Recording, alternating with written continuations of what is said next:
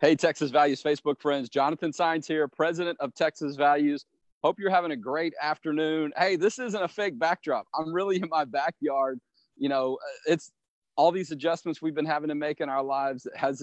I haven't been left out of that, okay? But it is an absolute gorgeous day here in Central Texas. And so I got kids homeschooling inside the house. And so perfect opportunity for me to have an excuse to sit back here in the backyard with my flip-flops on. But I do have my jacket on. I don't have a tie on as usual. Feel free to make comments, whatever you want about some of the work we're doing. This is the latest episode in our series of how the coronavirus, how COVID-19 is impacting your Texas values, those values of faith, family, and freedom. And that can be in a variety of ways, right? But a lot of the discussion is centered for us around how things as we relate to law and policy on those values are being impacted by decisions that the government's doing at different levels, different things that are coming up that maybe we didn't expect because we've not all been in this situation before, or just how your family's adjusting, and so, not all of our kids go to the same school in the same setting, but they all are now. They're all 6 at home in my family. So we're making some of those adjustments. And speaking of education, a lot of things that are continuing to go on is questions about how we're going to handle things statewide for schools. But something that happens every year and is not something new is the work that's done at the State Board of Education. So we're going to have 2 special guests along with members of the Texas Values team and someone who I think may be making his first appearance on one of our videos, a newest member of our team, but we'll get to that in a minute. But the 2 main guests, other than our members of our team, we're going to have State Board of Education member Barbara Cargill. She also served as chair of the State Board of Education at one point. And then later, the second half of the show, if you will, the second half of our segment in this series and episode, we're going to have State Representative Jeff Leach from the North Texas area that's going to talk about things related to religious liberty, court cases related to abortion and pro-life, and who knows what else we'll get into. I've known Jeff for quite a long, State Representative Leach for quite a long time, but, and how things are impacting his district and leadership positions and calls he's on across the state of Texas as a lot of the discussion starts to turn to, hey, let's get back to work. And so, but we'll see how that goes. So we want you to stay with us. If you're on live with us, and I'm going to make sure I get on live. Let me see if I got the notification here that we're live. I think I'm about to get it on my Facebook feed in real time here. And I'm just looking down. I got my laptop here on a table here in the backyard. I also got my Bill Miller barbecue sweet tea. I did run by there. Don't forget to support your favorite businesses, local businesses, with their drive-through. Let me see if our video is coming up, how strong my internet connection is here. And there we are. All right, now I can see myself. That's kind of weird, is it? No, it's fun. But I'm going to be checking comments here. So if you want to leave comments, and also on the back end, James Wasolik running our communications work will be checking those. So if you've got comments, if you've got questions you want me to ask, or you want to ask our team or our guests, get ready to do that. But let's not wait any longer. Let's go ahead and jump in. I'm excited to have one of the great public servants and former educators for the state of Texas, and that State Board of Education member, Barbara Cargill. Barbara, welcome back, or welcome to, you've been on the Texas Values Report, our radio show, but this is the first time for you to be on one of our coronavirus update videos. Welcome. It is. I'm sitting here at home in my study, and my husband's trying to keep the dog quiet, so I think we're good. Yeah, and I hope the neighbor's dog's quiet too. I got great neighbors, but we'll see how that goes. But it's nothing like some of that sound just to keep it real, right? That's so true. People know all the things we're dealing with. Well, you've done great work on the State Board of Education. You've distinguished yourself before that as an educator. You've been someone who's been so important to your family, to your community, a lot of the camps and things that you've led.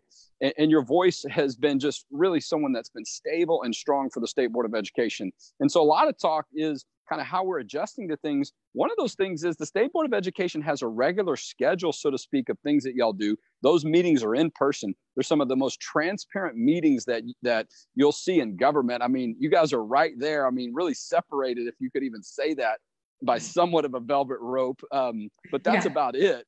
And there's 15 members of the State Board of Education, and you're one of those 15. Your district, I don't even know what the geographic range of it. I know a big portion of it is in northwest part of Houston, but tell us a little bit about your district, and then let's talk about some of the adjustments that the State Board of Education is making as it relates to technology and some of the impact that the coronavirus is having on your work. Yeah, so, well, my district, I think we each have 1.7 million constituents. That might have gone up, I'm not sure. But I have Montgomery County, I have 20% of Harris County, and I have Walker County and Brazos County. So I love my district. I'm really blessed to have a wonderful state board district. So the State Board of Education, we were scheduled to be meeting like right now. And so what we've done, as everyone has been doing to adapt, is we're going to virtual meetings. And so most of the day tomorrow, and then for a big chunk on Friday, we will be having our virtual meetings by Zoom for all 15 state board members. So we had a practice session on Monday, and that was very good. We decided how we're going to vote. And so it is business as usual. It's just a little bit unusual in how it's being carried out. But we're right on schedule. And by the way, and I'm sure, Jonathan, someone on your team can probably post this, but you can watch this on live stream. You can watch the board meeting on live stream. And it's adminmonitor.com/TX/TEA. And so you guys might want to post that or put it somewhere on your website if people want to watch us live stream. Well, Barbara, you have been, like I was mentioning in the intro, such a really a long-term presence on the State Board of Education. From when I started doing some of this work in 2007, I know that you were a part of the board, and then we're blessed to be a part in leadership position. I think you had 2 terms. Am I right, as chair of the State Board of Education? Right. Yes, that's the maximum time. So total of 4 years. Yeah, Governor Perry was kind enough to appoint me. Well, I bet they would have. It would have been longer if they would have had their way. But you know, that just speaks to the importance of your work. But you had a lot of background in education, received awards for some of that work that you've done, really helping out in the community. And so, as we look at how the coronavirus is impacting government schedules, the challenge and the effort to make sure that people can stay engaged. Mayor Elizabeth Castle, who's policy advisor for Texas Values, I know is also in the Zoom call. I want to let her jump in. I think she's working on putting a video together to submit testimony this week, but also in 2 or 3 weeks, we've got a very important date coming up as it relates to health teams. I want to let Mary Elizabeth jump in and then let y'all have a conversation about what we think we'll see in the next month or so on the State Board of Education.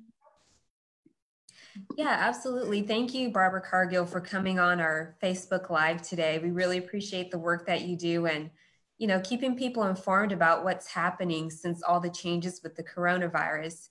So you did mention that there is a virtual meeting tomorrow and Friday, and usually at these meetings, people get to testify. So how is that going to work with, the virtual meeting, with people being able to testify about certain health standards or any other TEKs that they want to discuss at the board meeting? Right. Yes, that's a great question. And that is something that we had to figure out. And so I think the final decision is that you still can register online to testify, and then staff will contact you. And it sounds like, that you can send in a video, which is one option. But we also can have people call in, or they will be called. And the people that submit printed testimony, the testimony will be read during the meeting, will be read to us for the public record. So there's still a lot of different options and different ways that people can testify.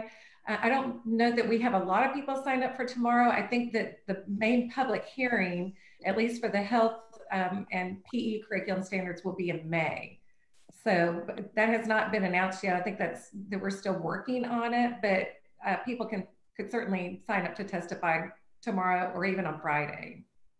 Well, and I want to jump in here real quick because I know we just had a number of people that just joined our Facebook Live.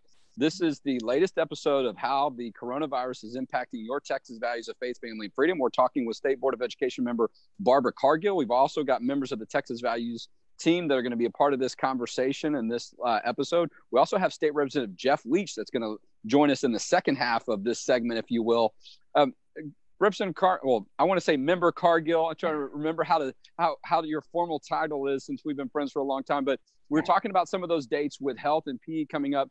Mary Elizabeth, well, talk to our viewers a little bit about, there's been some history leading up to this, right? There have been work groups. There's been a lot of preparation. Tell our viewers a little bit about your role in that process, but also how we still need them to engage in this process in the next couple of weeks.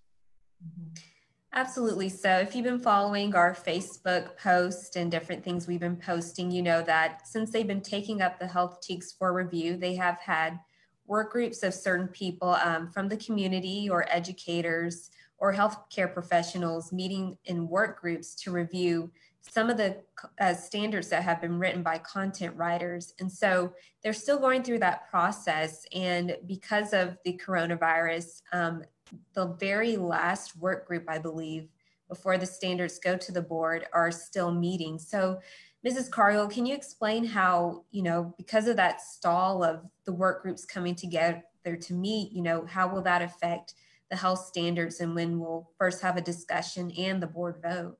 Right. Well, fortunately, the majority of the work on the health curriculum standards and PE, I have to throw that in there, had already been done. But you're right, there is still a work group that is meeting virtually. And so hopefully sometime in May, this is not definite yet at all, but hopefully in May, we will be able to have it as a discussion item for the State Board of Education. So we would convene again, but virtually like we are this week. And then we would like to say that first reading would be at that June, July meeting that is coming up. And we hope that that one's in person. We much prefer, like all of us, we prefer to meet in person. And then the final vote and second reading would be at the September State Board meeting. So we're still on track for that with or without COVID. We're just having to do it in a different way. But the final work group is still working mainly on alignment and on some fine tuning. And then at some point, of course, we as board members can make amendments from the floor and listen to our constituents and to testifiers and really work to improve that language. And Texas Values, you guys have been such a big part of that over the years. So thank you. And I know, Mary Elizabeth, you've gone to some of the work group meetings and sat in to watch the educators and health professionals at work. And it really is something to see these people that come to Austin and volunteer for the sake of our public school children. So, but thank you for being such a big part of it. Well, and if I could jump in too, Ms. Cargill, what are give us a little bit of idea, some of the details that are covered in health and PE. I mean, we've talked a lot about this issue because of concerns we have that some people want to radically change how we teach sex education in our public schools. There are over 1,200 school districts in the state of Texas, 5 million public school students. We know a lot of times the standards that are adopted of what should be taught in the public schools in Texas, other states will follow that. Just give us a little bit of idea of some of the subject matters that are covered under health and PE. Okay. All right. Well, I got to put my glasses on because I printed up a couple of examples here. So I was looking at, because I felt like it would be important for us to discuss this today because it's such a work in progress, but I was looking at some of the wording. Now remember, none of this is final yet. And so the work groups make the recommended language to the state board, but then we as a board have the final say in exactly what that language is. And so for example, it looks like one of the standards that might be coming forward from 7th and 8th grade says, analyze the importance of abstinence from sexual activity as the preferred choice of behavior in relationship to all sexual activity for unmarried persons of school age. So that's good because that's very abstinence focused. And it has the kids analyzing it. But what I would like to see, and I think the shining star right now in our country is Colorado. They have really excellent health standards in Colorado.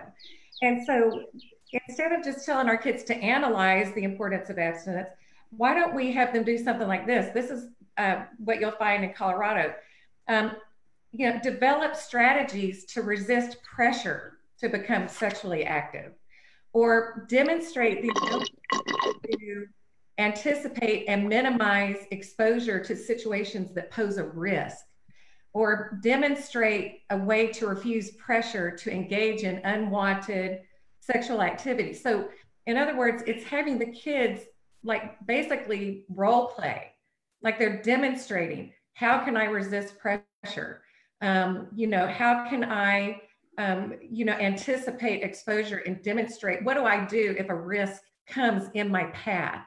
And so I really like that. You know, it takes it a step further to where kids are really basically role playing and demonstrating that they have that knowledge instead of just, you know, analyzing the risk. So I hope that makes sense. No, it's good information. And I'll tell you, you know, we had a meeting where we had discussions with a woman who was a former sex education teacher, if you will, or, you know, provider. I don't know how she would term herself or her involvement, though, with sex ed with an abortion provider. I believe it was with a Planned Parenthood related group. And the feedback she was getting from students was they're under this impression that they're not even, you know, really allowed to resist it. I mean, that there's been so much put on them that a lot of times that when someone says you have the ability to say no, and you have the ability and the freedom to say that you don't want to be involved in this activity, the feedback she was getting is that they're not even being taught that a lot of times, or you know, things have moved so much in society that it's not even being communicated to them that should be an expectation, and that's okay. And so I see a lot of value. I hear a lot of value to what you're saying, and you know, where children could really benefit from that type of encouragement. I know one of the things Mary Elizabeth also wanted to ask is, I think science teaks are coming up not too far down the road as well. I think Mary Elizabeth wanted to address that issue as well. Okay. Yeah, and Mrs. Cargill, I know that you're a former science teacher, so this is up your alley as far as subject matter, but I know that science teaks are up for review and revision also, and they were beginning to have work groups meet, or at least form those work groups. So can you talk about where we are in that process and kind of why that's important to have the science teaks reviewed? Right. Well, the science teaks, that's going to be a little bit more difficult for us to figure out as a board. And I think we'll get there, but they were definitely not as far along in the process because we started later on reviewing and revising the science standards.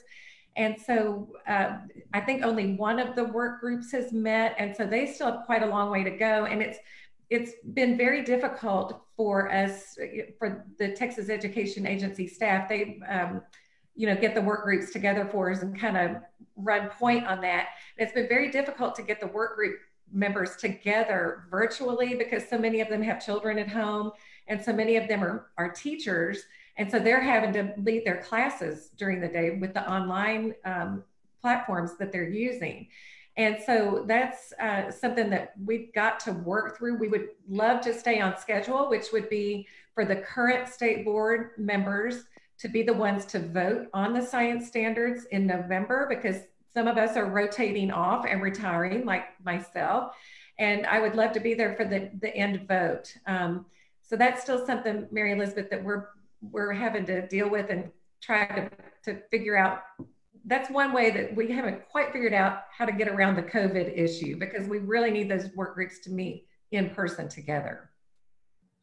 Well, we know you've served on the board since 2004. We'd love to have you on for another year, and certainly for the wrap up and the final votes on the science thing. It's, you know, there's been a lot of debate over the years on those issues, a lot of critical votes, a lot of important votes, and you've been a part of every one of them. And so we appreciate your leadership in so many ways on the State Board of Education. And I want to let you were telling us the story before we came on, before we switched gears to Representative Jeff Leach. I know he's ready in the virtual green room, so to speak, on Zoom. And so, Representative Leach, are you there? We'll let you come in, Representative Leach, and say hello for a minute before we completely switch gears. Hey, everybody. How you doing? Hey, We're good. doing well. How are you? I'm great, Barbara. Great to see you, and good to see everybody else as well. Thanks for having me on. It's good to see you. And Jonathan, I just want to say a word of encouragement to our parents who are listening. You know, you've got this, parents. You are good to go. You know your child better than anyone.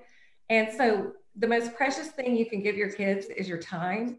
So don't feel like you have to have them on a computer all day. I know a lot of school districts are requiring that, and we want them to do their schoolwork, but you know what? Spend time with them and just love on them. This is a sweet, sweet opportunity for you to have your kids at home. I know you might be pulling your hair out a little bit, but that's okay too. You got to have those moments. So I would encourage our parents and our teachers too to just keep on keeping on. They're doing a fantastic job.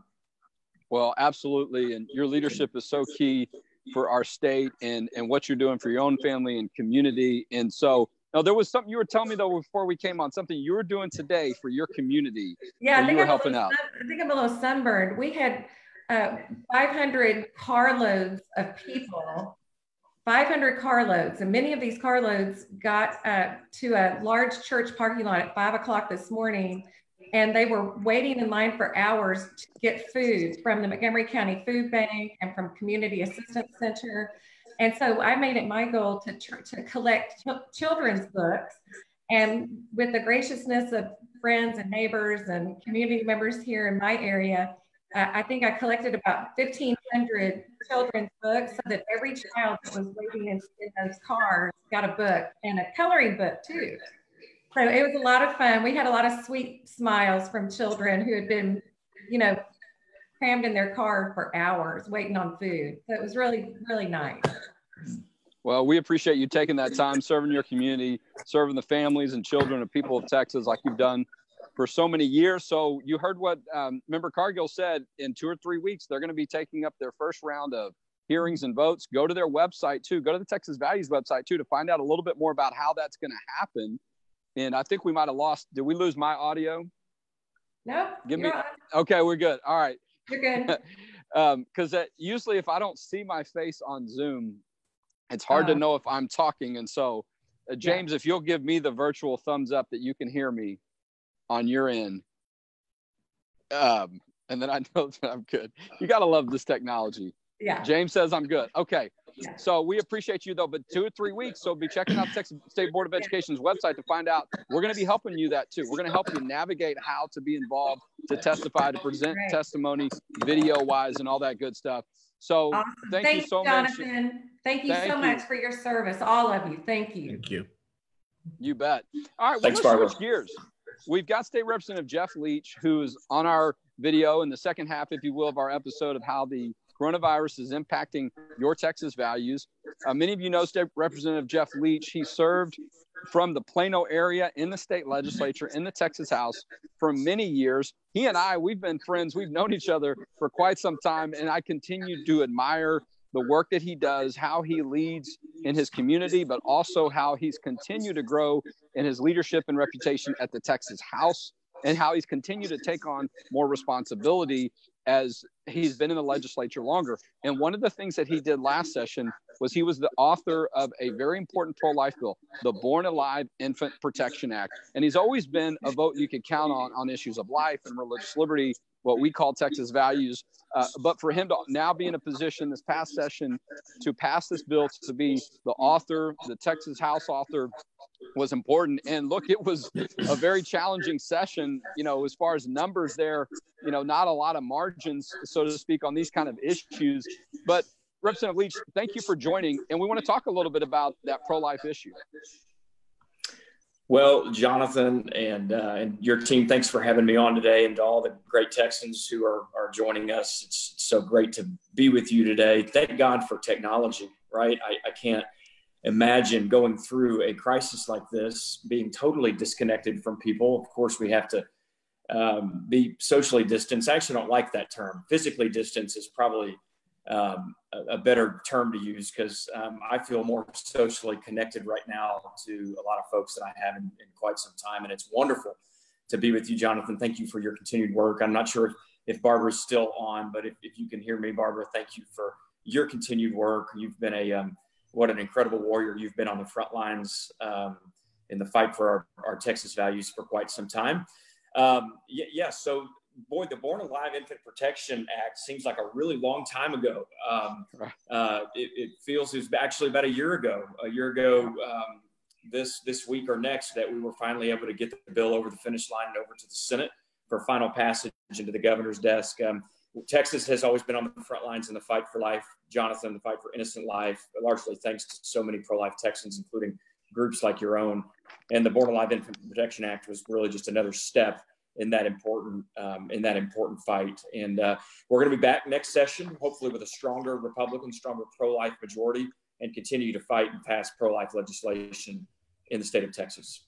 Well, and here we are. The legislature's not meeting, and I want to bring into the call one of the newest members of our team, and that's Jonathan Covey. I want him to get to say hello to you virtually as now a member of our Texas Values team. Jonathan Covey joined us on April 1st.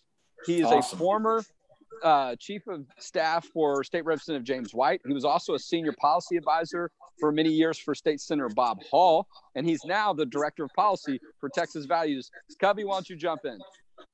Yeah, thanks, Jonathan. I've met Representative Leach for on multiple occasions. Call me Jeff, by the way. Call me Jeff. And I've had the privilege of watching the great work that Texas Values has done over the past few years while working at the Capitol, both on the House and the Senate side. And I'm just very excited to join the fight against the infringement of our constitutionally protected rights. Both state and federal government. I think we're crucial in a crucial time, unlike we've ever seen before, and it's exciting to be here. So, yeah. Well, and one thing that gives congratulations on your new role with this great organization, Thanks. Jonathan. Well, one thing that gives me comfort, I know we picked the right guy. He's got a tie on. Look at Jonathan Covey there. He's in his home. He's got his tie on. I dropped my tie today, as a matter of fact. And so, as you might imagine, I've got more of an audience when I do these videos at home. And so I've been getting some feedback. Only have one chance to make a good first impression, right? That's exactly right. That's exactly right. And I apologize too, because I realized that the microphone I'm using picks up a lot of sound, and I got to the end of my Bill Miller sweet tea. And so you might have heard me slurping over there we did, Jonathan. And I'm sorry about that. One of the benefits of how we're all adjusting, but let's get into really the heart of where we want to have our discussion.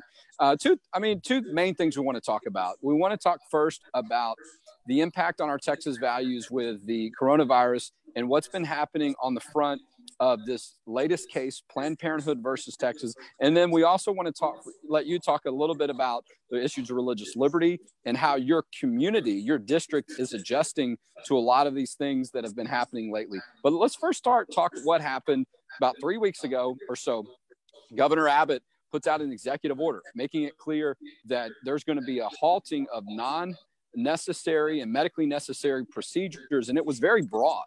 But then Attorney General, it wasn't just for one aspect of healthcare or medical services, but Attorney General Paxson came out and said that means that abortion clinics have to halt their efforts primarily in a wide range of abortion settings because they're not essential, they're not medically necessary. And so that went into place, I believe, March 22nd, March 23rd. Well, within less than a week, Planned Parenthood and some other abortion providers filed a lawsuit because obviously, as we know, they care more about taking lives than the efforts all of us are doing to save lives. And they think they're more important than these other businesses and somehow that they're, should be treated differently. And so there's been all these court cases back and forth. And most of the court cases have been won as far as in favor of the executive order. There's a more recent decision that allowed in limited settings. But, we did the math on this, Representative Leach, and the average is about 140 abortions are performed a day. And so we looked at there's maybe about 13 days where these efforts have been halted because of the executive order and the court's decisions on these issues. And we did file an amicus brief on this. I'll get to that in just a minute.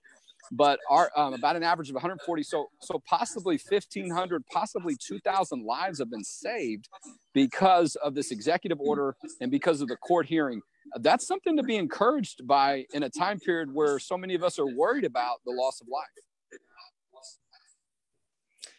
Yeah, Jonathan, I couldn't agree more. It's been an eye-opening, very revealing few weeks in terms of the pro-life debate in this state,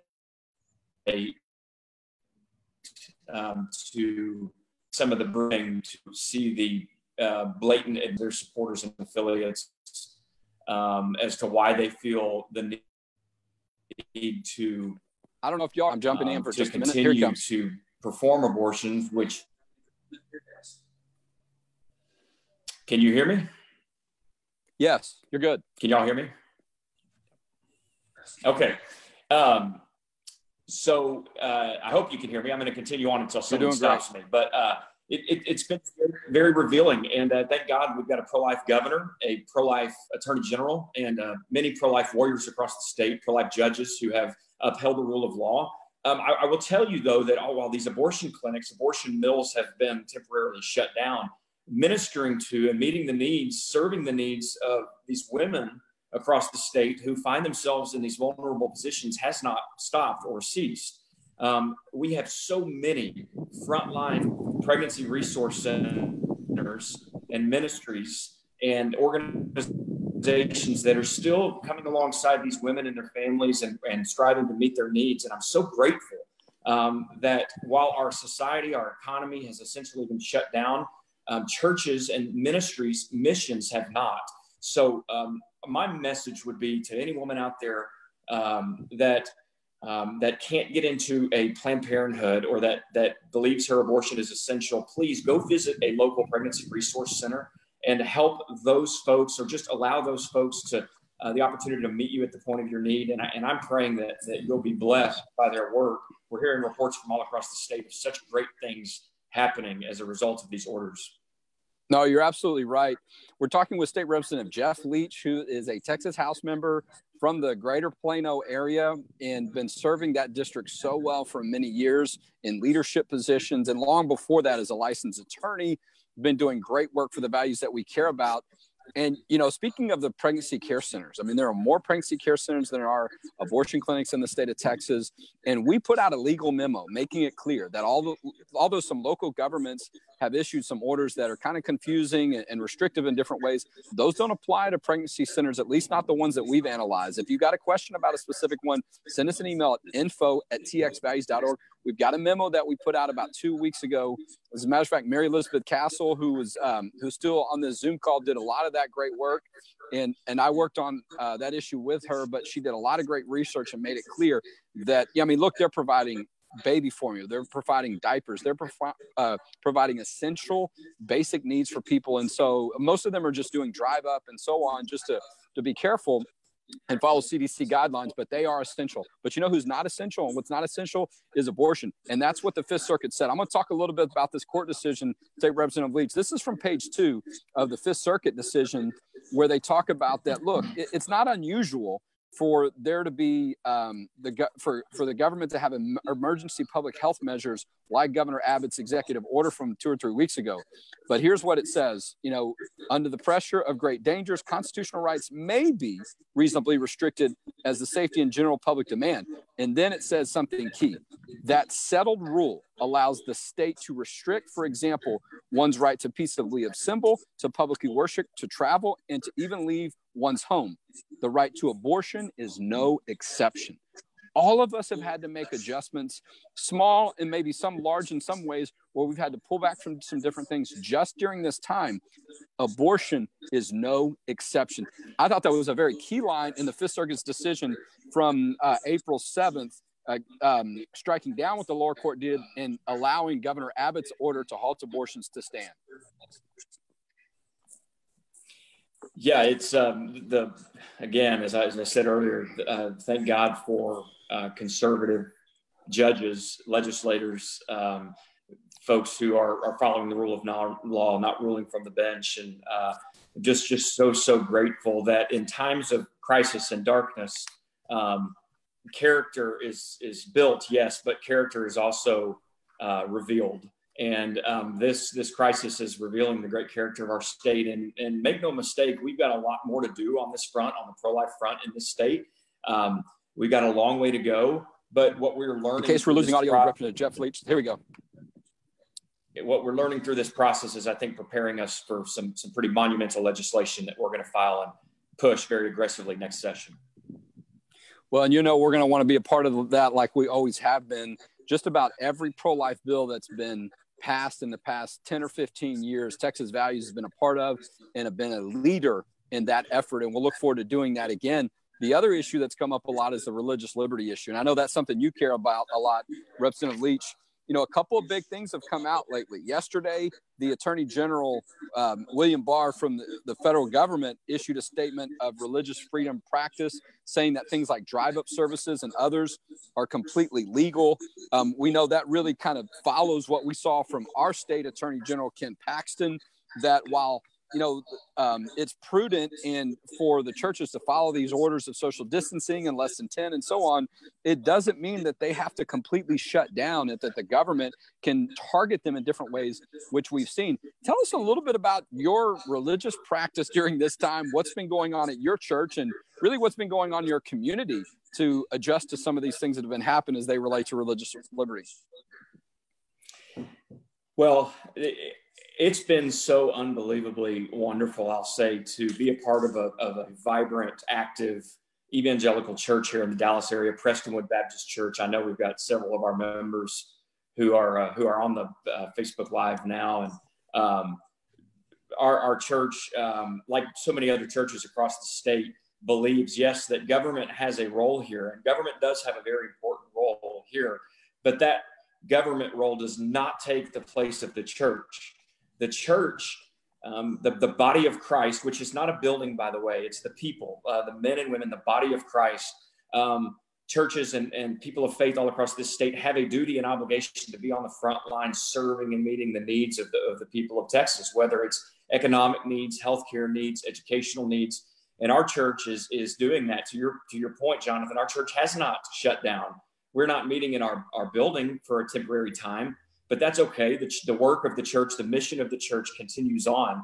And Prestonwood, like so many other churches, large and small, Prestonwood, as most people know, is a very, very large church. But there's a lot of smaller churches as well in rural and urban areas all across the state that are saying, look, we want to be great Christian citizens. We're going to respect what the government has asked us to do in terms of social distancing and hygiene guidelines and not meeting in large groups and maybe staying out of our buildings. But the work of the church, the mission of the church, the call on the church is supremely important, especially right now. And so, Jonathan, our religious liberties, we've got to be watchful. We've got to be on the watchtower, on the vanguard, on the front lines, watching for unlawful infringements on our religious liberties. Thankfully, I haven't seen that up here in the practice of my own faith and in the practice of our own church. Well, look, and, I've seen some reports in South Texas and other parts of the state where I think the local governments have gone too far. We haven't seen any enforcement yet. We have in other states. And to your point, your pastor and all the leadership over there, Jack Graham and all the great, Pastor Mike and just a lot of great people, Mike Buster, they've been doing such great work. We're going to be a part of a candidate forum there in the fall, assuming that some of these restrictions calm down a little bit and we're in a better place health-wise. But that's to be expected. But Prestonwood Baptist Church has long been a leader, and I'm glad that you're a part of that community. So important during this time, providing needs for people.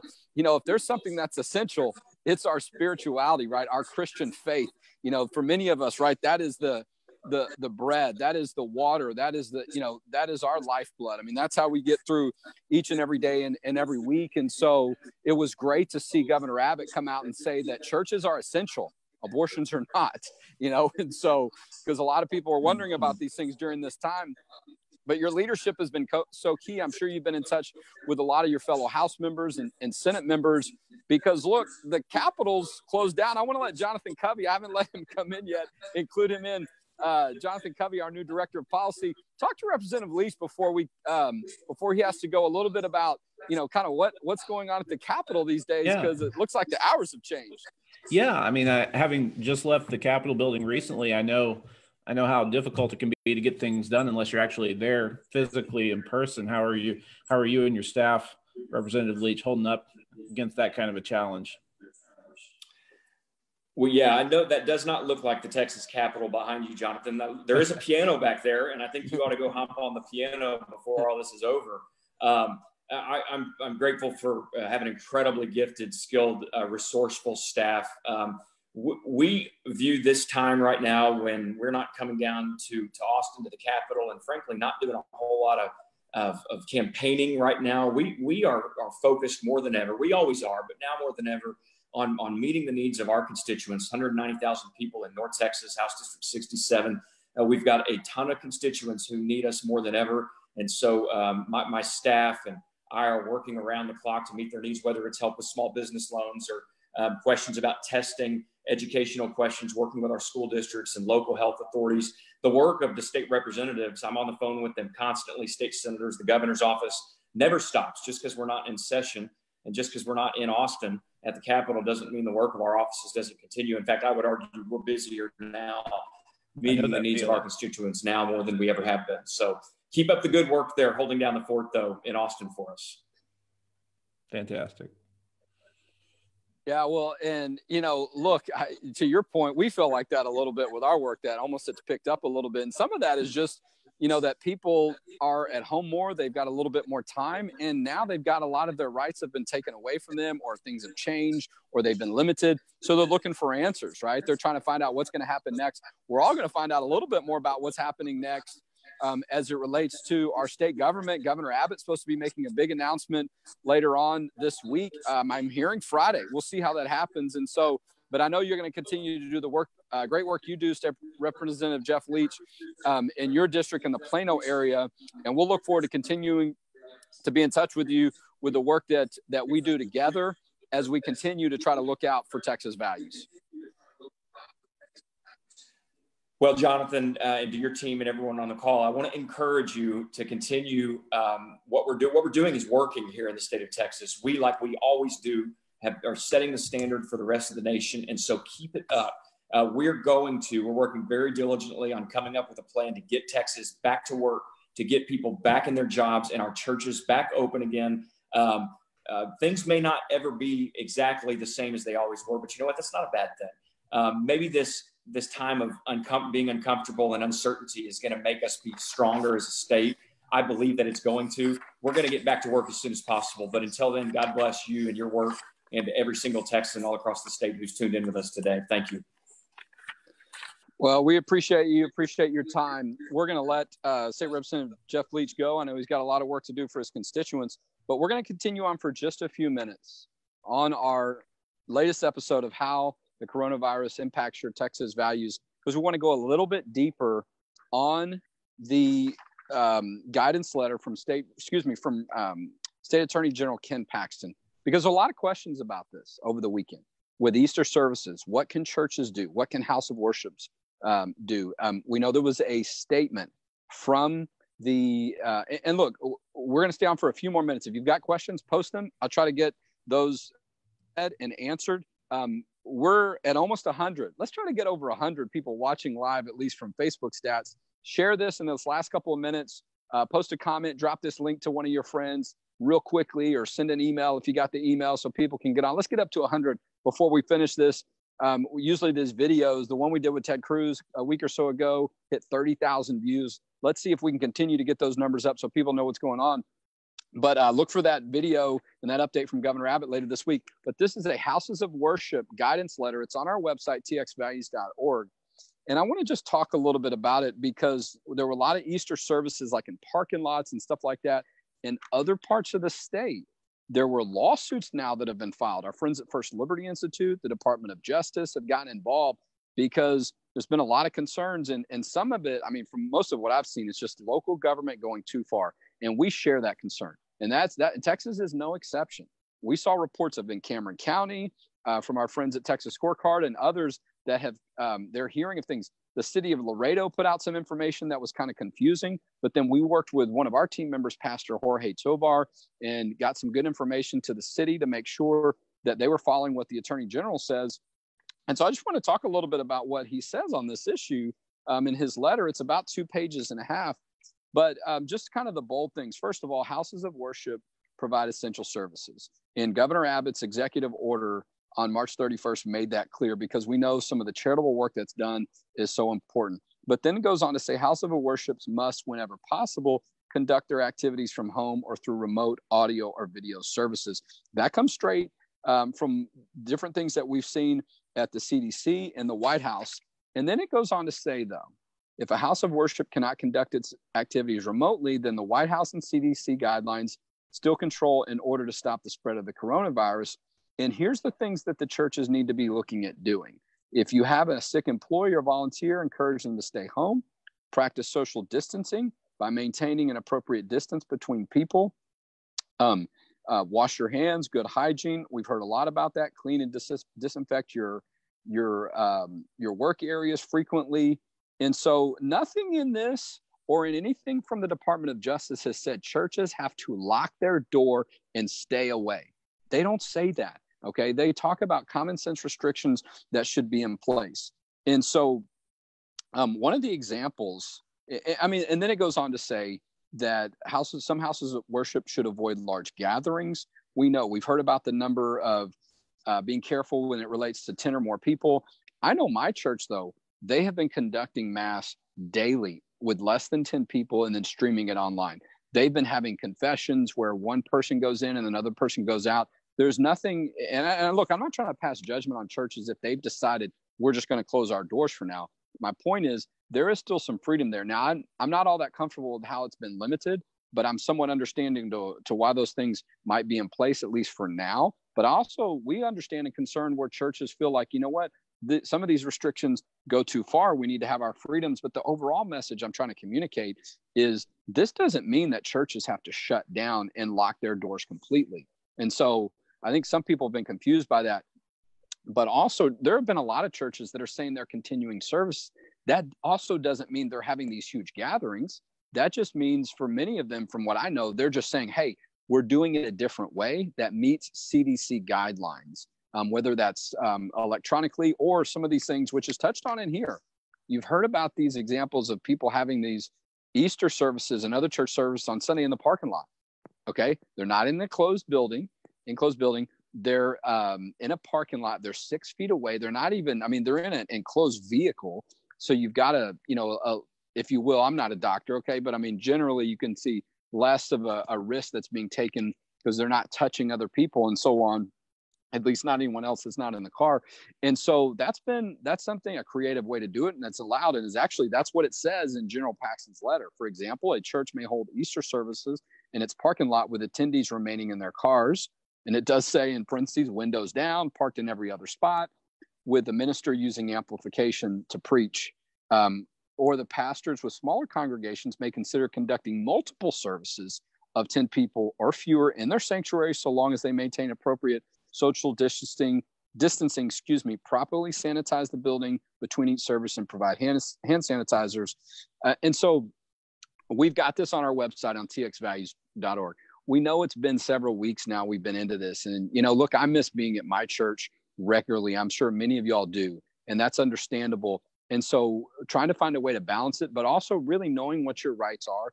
And if you feel like the government's gone too far, I mean, one of the reasons I'm out here is because I love my backyard. I love the house that I moved into about a month ago. My family and I have been looking for a house that fits our growing family needs for quite some time. And when we found one, and one of the things that's great about it, there's a city hike and bike trail behind my house.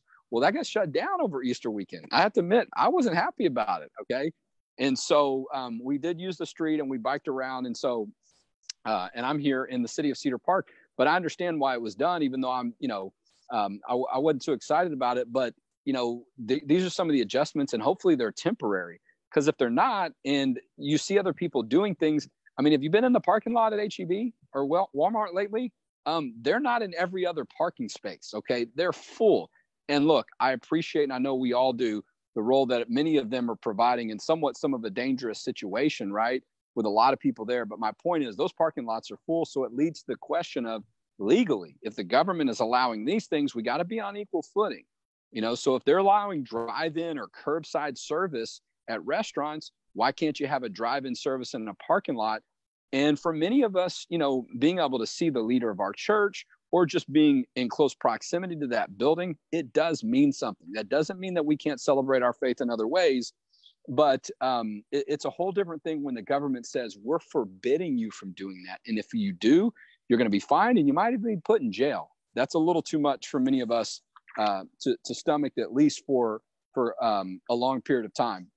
So, but I think overall, many of the government leaders and the church leaders have been doing the best they can, and they've been handling it the best they can and being good about it. But don't be afraid if you see things that are over the top, let us know. Sometimes those people may just not know what the rights are, or they're not aware of what the law is. We can provide them, like we did with some government officials over the weekend, and then avoid any conflict and not having to go to court and things of that nature. So that's what we're here to do, provide those resources at Texas Values. Went a little bit longer in this video, but had a couple of great guests.